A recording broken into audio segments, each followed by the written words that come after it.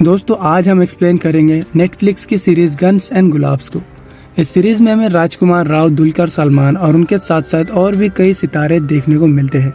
तो चलिए बिना किसी देरी के एक्सप्लेनेशन शुरू करते हैं। लेकिन उससे पहले अगर आपने हमारे चैनल को सब्सक्राइब नहीं किया तो प्लीज कर दो। पहले सीन में हमें अफीम की खेती दिखाई जाती है, जहां पर हम एक आदमी को दौड़ता हुआ देखते हैं और उसके पीछे कुछ गुंडे पड़े हुए थे। कुछ ही देर बाद वो गुंडे उसे पकड़ लेते हैं और उसे बेरहमी से मार देते हैं। यहाँ पर इन गुंडों का लीडर होता है आत्माराम और यहाँ पर मरने वाले का नाम बाबू टाइगर था। तभी एक लड़का ये मर्डर होता हुआ देख लेता है। गुंडों के जाने के बाद लड़का बाबू के पास आता है और वो उसको सिगरेट पिलाता है, जिसके बाद बाबू उस लड़के के कान में कुछ कहता है। अगले सीन में हम टीपू को देखते हैं, जो कि अपने घर पे था। यहाँ उसके पिता की मौत हो गई थी और मरने वाला बाबू टाइगर टीपू का ही पिता था। तभी उसके घर पे गांजी अपने बेटे के साथ आता है और गांजी टीपू से कहता है कि मैं चाहता हूँ कि तुम भी अपने पिता की तरह हमारे साथ काम करो और अपने पिता का नाम रोशन करो। लेकिन टीपू उससे कहता है कि मुझे ये मारकाट वाला काम बिल्कुल भी पसंद नहीं है। मैं एक मैकेनिक हूँ और मैं इसी में खुश हूँ। अब अगले सीन में हम नारकोटिक डिपार्टमेंट के हेड अर्जुन को देखते हैं, जिसका कि अभी अभी गुलाबगंज में ट्रांसफर हुआ था। सबसे पहले वो फैक्ट्री में जाकर अफीम की जांच करता है। यहाँ उसे पता चलता है, जहाँ वो अफीम को बनाने की पूरी प्रोसेस के बारे में जानता है। यहाँ उसे बताया जाता है कि पहले खेतों से अफीम निकालकर उसे यहाँ पर पकाया जाता है और फिर उसे पैक करके सरकारी हेडक्वार्टर भेज दिया जाता है। इसके बाद स्कूल में टीचर ज्योत्सना नाम की एक लड़की को क्लास के सामने इंट्रोड्यूस करवाती है और वो सभी स्टूडेंट से कहती है कि आज से तुम्हारे साथ ही पढ़ाई करेगी। असल में ज्योत्सना अर्जुन की बेटी होती है। इधर टीपू अपने गैराज पे था, तभी उसके पास लेखा आती है। लेखा उससे कहती है कि तुम्हारे पिता के बारे में पता चला, जिसको सुन के मुझे बहुत ही बुरा लगा। अब तुम क्या करने वाले हो? क्या तुम अपने पिता का बदला लोगे? इस पर टीपू कहता है कि नहीं, मैं ऐसा कुछ भी नहीं करने वाला हूँ, क्योंकि मुझे इस मारकाट वाली दुनिया में नहीं घुसना है। यहाँ पर टीपू लेखा को पसंद करता था, लेकिन वो उसे बता नहीं पा रहा था। लेकिन एक दिन टीपू ये डिसाइड कर लेता है कि वो लेखा को प्रपोज करके रहेगा। इसके बाद हम गंगा नाम के स्टूडेंट को देखते हैं, जो कि अपने दोस्त रोहन के घर आता है और यहाँ पर वो अपने दोस्त के लिए लेटर लिखवाने का काम लेकर आया था, जिसके बदले में इन दोनों को पैसे मिलने वाले थे। अब यहाँ पर गंगू वो लेटर लेकर सीधा टीपू के पास पहुँच जाता है। लेकिन जब उसे पता चलता है कि ये लेटर टीपू लेखा को देने वाला है, तब वो बहाना करके टीपू से वो लेटर लेकर वहाँ से पनाड़ हो जाता है। इधर हम गांजी को डीसीपी के साथ देखते हैं। यहाँ गांजी बाबू के बारे में बात करते हुए उससे कहता है कि किसी ने हमारे खास आदमी को हमारे ही इलाके में दौड़ाकर मार दिया। तब डीसीपी कहता है कि मैं जांच कर रहा हूँ, जल्दी हमें उन कातिलों के बारे में पता चल जाएगा। और साथ ही डीसीपी उससे कहता है कि मैंने तुम्हारे लिए अफीम की डील पक्की करवा ली है और डिसूजा कल तुमसे मिलने आ रहा है। अगर तुम्हें वो डील मिल जाती है तो तुम्हें बहुत ही बड़ा कॉन्ट्रैक्ट मिल जाएगा। इसके बाद हम अगले सीन में डिसूजा और गांजी को एक साथ देखते हैं। यहाँ पर डिसूजा उससे कहता है कि मैं तुम्हें कॉन्ट्रैक्ट देने के लिए तैयार हूँ, लेकिन अगले महीने तक तुमने मेरा माल नहीं पहुँचाया तो मैं तुम्हारे सारे आदमी के साथ तुम्हें भी मार दूंगा। अब गांजी ज्यादा सोचता नहीं है और डील के लिए हाँ कह देता है। अगले सीन में डीसीपी अर्जुन के पास आता है और उसे समझाने लगता है कि ये दिल्ली नहीं है। अगर तुम्हें यहाँ पर रहना है तो तुम्हें कायदे से रहना पड़ेगा, मतलब कि तुम्हें यहाँ के लोगों के हिसाब से रहना पड़ेगा। लेकिन अर्जुन एक दबंग पुलिस ऑफिसर होता है और वो कहता है कि मुझे इन सब से फर्क नहीं पड़ता, मैं तो बस अपनी ड्यूटी निभा रहा हूँ और मैं ऐसे ही निभाता रहूंगा। इधर टीपू लेखा को नया वाला लेटर देता है और उससे बात करके उसे अपने दिल की बात भी बताता है। लेटर लेने के बाद लेखा उससे कुछ भी नहीं कहती है और वो वहाँ से चली जाती है। अब शाम को हम एक ढाबे को देखते हैं और ये जो आप रेखा देख रहे हो, ये लक्ष्मण रेखा है। इस रेखा के एक तरफ गुलाबगंज और दूसरी तरफ शेरगंज होता है और इन दोनों ही गैंग के बीच 36 का आंकड़ा होता है। गुलाबगंज की गैंग को गांजी चलाता है और शेरगंज की गैंग को नावीद चलाता है। वैसे नवीद पहले गांजी के लिए ही काम किया करता था, लेकिन बाद में वो अलग होकर खुद की अपनी गैंग बना ली उसने, जिसके बाद से अब तक इन दोनों के बीच 36 का आंकड़ा है। अब रात को पीने के बाद दोनों गैंग एक दूसरे के साथ लड़ाई करते हैं। इसके बाद हम दो आदमी को देखते हैं जो अपनी गाड़ी ढकल कर ले जा रहे थे, क्योंकि इनकी गाड़ी खराब हो गई थी। तभी इन्हें टीपू दिखता है, जो अपनी दुकान बंद कर रहा था। तब वो टीपू से रिक्वेस्ट करते हैं कि प्लीज वो उनकी गाड़ी ठीक कर दे। अब टीपू उनकी गाड़ी ठीक कर रहा होता है, तब वो टीपू से कहते हैं कि तू तो बाबू टाइगर का बेटा है ना, बाप एकदम रंगबाज और तू मैकेनिक, ये कैसे हो गया? साथ ही वो कहता है कि तेरे बाप को हमें ने दौड़ा दौड़ा के मारा है। चाकू से जब उसका शरीर काट रहे थे तो बेचारा हांफे जा रहा था और हमने तेरे बाप को इतनी बेरहमी से मारा कि अगर तू वहाँ होता तो अपनी पतलून में मूत देता।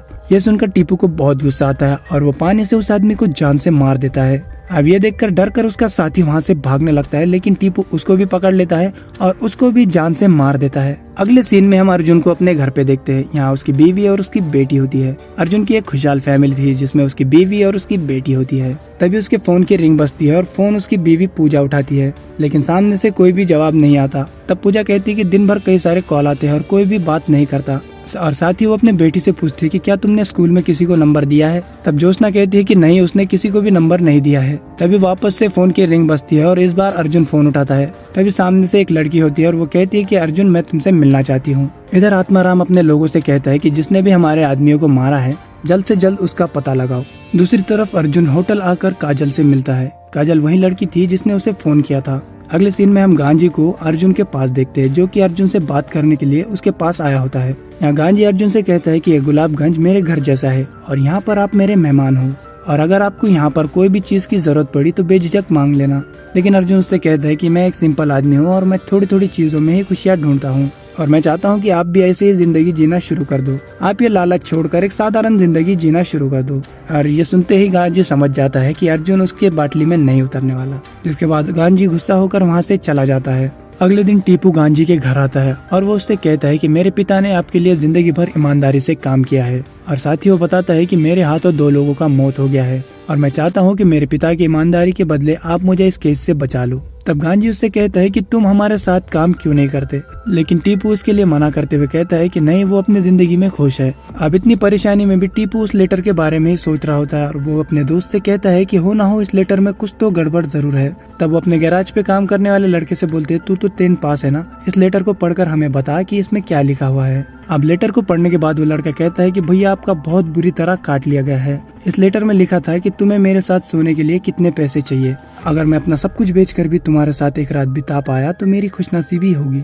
इसी वजह से लेखा ने उसका लेटर उसके मुंह पर मारकर उससे गुस्सा होकर वहाँ से चली गई थी। अब यहाँ पर टीपू को बहुत ही ज्यादा गुस्सा आता है और वो तुरंत ही गंगाराम और उसके दोस्तों को पकड़ लेता है। अब टीपू उनको मारता नहीं है क्योंकि वो बच्चे थे। तब वो गंगाराम को सजा के तौर पर पुतले की तरह खड़ा करता है और रोहन से एक नया लेटर लिखवाता है। अब गंगाराम को ये सब देखकर बहुत ही दुख हो रहा होता है क्योंकि वो भी लेखा से प्यार करता है। असल में लेखा गंगाराम की टीचर होती है, इसलिए उसने वो लेटर बदलवा दिया था। जिसके बाद टीपू वापस से लेखा के पास जाता है और उसे नया वाला लेटर देता है। साथ ही उससे बताता है कि वो लेटर उसने नहीं लिखा था बल्कि किसी से लिखवाया था और उसी ने ये घटिया मजाक किया था। तब लेखा उससे कहती है कि हम दोनों के बीच में ऐसा कुछ भी नहीं हो सकता क्योंकि मेरे सपने बहुत ही ज्यादा बड़े हैं और तुम्हारी दुनिया बहुत ही छोटी है। मैं चाहती हूँ कि मैं अपने सारे सपने पूरे करूँ और इसी वजह से मैं तुम्हारे साथ नहीं रह सकती। और ऐसा बोलकर लेखा वहाँ से चली जाती है, जिसके बाद टीपू को बहुत ही ज्यादा बुरा लगता है। इधर अर्जुन को एक आदमी मिलता है, वो उससे कहता है कि सर मैं आपके फोन का बहुत ही ज्यादा इंतजार किया। दरअसल उस होटल वाले लड़की ने अर्जुन को एक नंबर दिया था और उस पर कॉल करने के लिए कहा था, लेकिन अर्जुन ने उस पर कॉल नहीं किया। साथ ही वो आदमी कहता है कि मैंने आपके घर बहुत सारे लिफाफे भेज दिए हैं जिसमें आपकी वो वाली तस्वीरें भी है, और अगर आपकी वो तस्वीरें आपके बीवी ने देख ली तो आपका राम नाम सत्य समझो। ये सुनते ही अर्जुन सीधा अपने घर की तरफ भागने लगता है। इधर उसके घर पे हम देखते हैं कि पूजा के पास बहुत सारे लिफाफे आ गए हैं। तभी अर्जुन वहाँ पर पहुँच जाता है और उससे वो लिफाफा ले लेता है और टॉयलेट के अंदर जाकर उन फोटोग्राफ को जला देता है। इधर लेखा टीपू के पास आकर उससे बोलती है कि मुझे पता चला कि तुमने 2 लोगों को मार दिया है। तब टीपू कहता है कि हाँ, गलती से उससे मर्डर हो गया है। तब लेखा उसे कहती है कि मैं तो तुम्हें सचिन की तरह लप्पू समझ रही थी, लेकिन तुम तो एक बहादुर इंसान निकले। अगर तुम्हारे पिता आज जिंदा होते तो ये सब देखकर बहुत ही खुश होते। अब लेखा की खुशी देखकर टीपू उसे सारी कहानी बता देता है और वो बताता है कि कैसे उसने 2 लोगों को पानी से मारा है। अब लेखा उसकी इस बात से बहुत ही ज्यादा इम्प्रेस हो जाती है और इन दोनों की दोस्ती अब गहरी होने लगती है। अब रात को हम गांजी के घर पे गांजी, मनीष और उसके बेटे छोटे गांजी को देखते हैं। यहाँ पर गांजी कहता है कि मुझे पता है कि हम इस ऑर्डर को इतनी आसानी से पूरा नहीं कर पाएंगे और नवीद के होते हुए तो ऐसा होना बिल्कुल भी पॉसिबल नहीं है क्योंकि वो हमारे काम में टांग जरूर अड़ाएगा। साथ ही वो अपने बेटे से कहता है कि तुम यहाँ पर कुछ भी नहीं कहोगे, तुम मेरे वारिस हो और तुम्हें यहाँ पर अपनी राय देनी चाहिए। तब छोटा गांजी कुछ भी नहीं कहता और वो कहता है कि मैं इस बारे में कुछ भी नहीं कर सकता। लेकिन गांजी कहता है कि मेरे पास एक प्लान है, लेकिन पहले मैं मूत के आता हूँ फिर तुम्हें प्लान बताऊंगा। और ऐसा कहकर वो सीढ़ियों से ऊपर जाने लगता है, लेकिन ऊपर पहुँचते ही सीढ़ियाँ टूट जाती है और वो नीचे गिरकर बेचारा जख्मी हो जाता है। अब छोटा गांजी और मनीष उसको उठाकर सीधा हॉस्पिटल ले जाते हैं। डॉक्टर द्वारा उन्हें पता चलता है कि गांजी अब कोमा में जा चुका है। तब मनीष अपने सारे लोगों के साथ साथ डॉक्टर से कहता है कि ये बात बाहर नहीं जानी चाहिए, क्योंकि ऐसा हो गया तो नवीद इस बात का बहुत ही ज्यादा फायदा उठाएगा। यहाँ पर अर्जुन पूजा से कहता है कि मैं तुमसे माफी मांगना चाहता हूँ, क्योंकि मेरी वजह से तुम्हारा ब्यूटी पार्लर वाला बिजनेस तुम्हें छोड़ना पड़ा। तब पूजा उससे कहती है कि मुझसे ज्यादा तुम्हारा काम जरूरी है, और वैसे भी मैं अपना काम तो घर से भी कर सकती हूँ। यहाँ पर पूजा और अर्जुन दोनों ही एक दूसरे से बहुत ही ज्यादा प्यार करते थे, और दोनों ने एक दूसरे के लिए कई सारे सेक्रीफाइस भी किए होते हैं। और साथ ही अर्जुन के मन में ये गिल्ट होता है कि उसने अपनी पत्नी को धोखा दिया है। अब शाम को जब टीपू और उसका दोस्त पिक्चर देखकर आ रहे थे, तभी आत्माराम और उसका गैंग इन दोनों को घेर लेते हैं। अब उस गैंग को देखकर टीपू और उसका दोस्त वहाँ से भागने लगते हैं, लेकिन वो लोग टीपू के दोस्त को पकड़ लेते हैं और टीपू की आंखों के सामने ही उसको बहुत ही बेरहमी से मार देते हैं। लेकिन टीपू किसी तरह अपनी जान को बचाकर वहाँ से भाग जाता है। साथ ही उसे अपने दोस्त को ना बचा पाने का अफसोस भी होता है। अगले दिन टीपू अपने दोस्त के अंतिम संस्कार में था, और यहाँ पर टीपू बहुत ही ज्यादा दुखी था, क्योंकि उसने अपने सबसे अच्छे दोस्त को खो दिया था। यहाँ पर उसके भाई टीपू से कहते हैं, क्योंकि वो उठते जागते सोते बैठते सिर्फ तुम्हारी ही बातें किया करता था, तुमसे बहुत प्यार किया करता था। अब ये सुनने के बाद टीपू ये ठान लेता है कि वो अपने दोस्त का बदला जरूर लेगा। इधर हम जेल में अर्जुन को देखते हैं, जो कि प्रताप से मिलने आया होता है, और यहाँ पर प्रताप ही अर्जुन को ब्लैकमेल कर रहा था। तब अर्जुन प्रताप से पूछता है कि तुम ऐसा क्यों कर रहे हो। तो प्रताप उससे कहता है कि तूने मेरी पूरी लाइफ बर्बाद कर दी, तेरे वजह से मेरी नौकरी चली गई, मैं जेल में हूँ, मेरा परिवार मुझे छोड़कर चला गया, और तू मुझसे पूछ रहा है कि मैं ऐसा क्यों कर रहा हूँ। तब अर्जुन उससे कहता है कि आखिर तुम्हें क्या चाहिए। तब प्रताप उससे कहता है कि मुझे तेरी बर्बादी चाहिए। साथ ही प्रताप उससे कहता है कि तेरे लाइफ में एक लड़की क्या भेजी, तू पूरा का पूरा नंगा हो गया। अर्जुन उसे रिक्वेस्ट करने लगता है, लेकिन प्रताप उसकी कोई बात नहीं सुनता और वो वहाँ से चला जाता है। तब इधर नवीद आत्माराम को फोन करके बोलता है कि तुमने मेरा काम क्यों नहीं किया, तुम्हें बाबू के बेटे को मारने के लिए कहा था, लेकिन तुम उसके दोस्त को मार कर आ गए। जिसके बाद आत्माराम कहता है कि हम उसकी तलाश कर रहे हैं और जल्द ही ढूंढकर उसको भी मार देंगे। और आत्माराम पूरी बात सुनने से पहले ही फोन काट देता है। असल में आत्माराम एक पूरी तरह साइको आदमी होता है। इधर छोटा गांजी बहुत ही अकेला फील कर रहा था, इसीलिए उसका दोस्त उसे खाने पर बुलाता है, लेकिन वो हरामी उसी की वाइफ पर लाइन मारने लगता है। इधर लेखा टीपू से मिलने के लिए आती है, और वो उससे उसका हाल चाल पूछ रही होती है, क्योंकि टीपू ने अभी अभी अपने दोस्त को खोया था। तब टीपू लेखा से कहता है कि उन लोगों ने मेरे आंखों के सामने मेरे दोस्त को बहुत ही बेरहमी से मार दिया, और अब मैं अपने और लोगों को नहीं खोना चाहता, इसीलिए मैं इस गांव को छोड़कर यहाँ से कहीं दूर जा रहा हूँ, क्योंकि मैं एक सुकून भरी लाइफ जीना चाहता हूँ।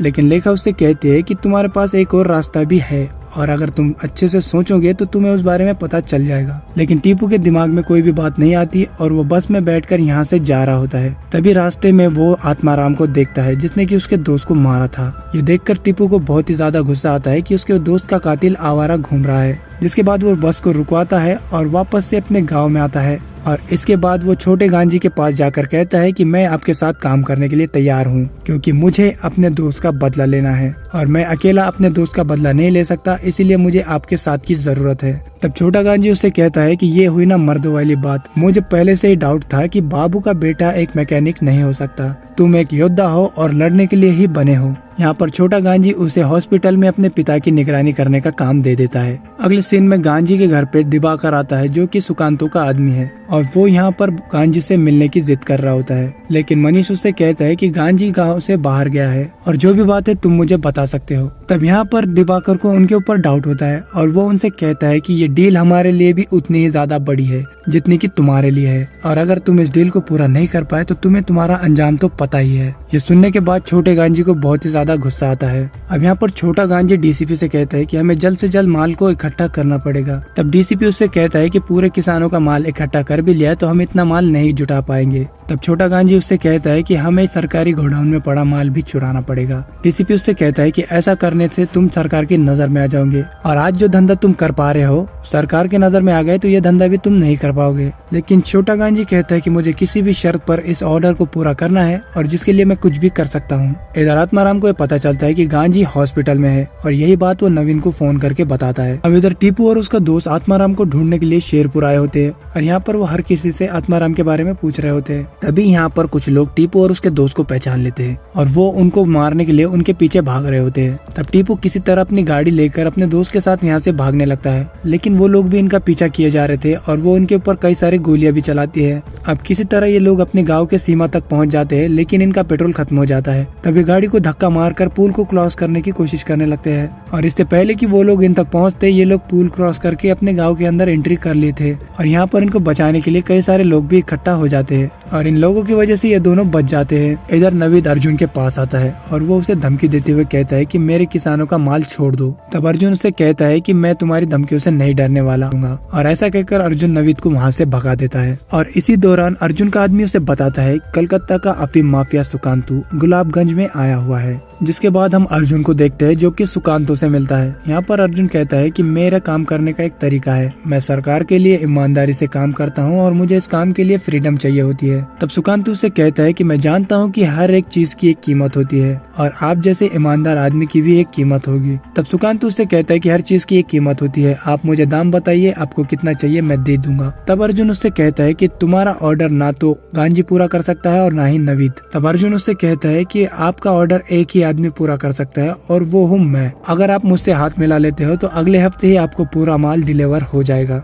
और सुकांतु उससे हाथ मिला लेता है और यहाँ पर हमें ये पता चलता है कि अंतों को डिलीवर करने के लिए ही जब्त किया था। दरअसल अर्जुन जब प्रताप से मिलने गया था तब उसने उसके साथ एक डील की थी। उसने प्रताप से कहा था कि वो प्रताप को जेल से निकलवा देगा और साथ ही उसे मुंह मांगा दाम भी देगा और उसके बाद प्रताप उसको ब्लैकमेल करना छोड़ देगा। और यहाँ पर अर्जुन अपने परिवार के सामने अपनी इज्जत बचाना चाहता है, अपने रिश्तों को बचाना चाहता है, इसीलिए वो सुकांतों के साथ डील कर रहा है।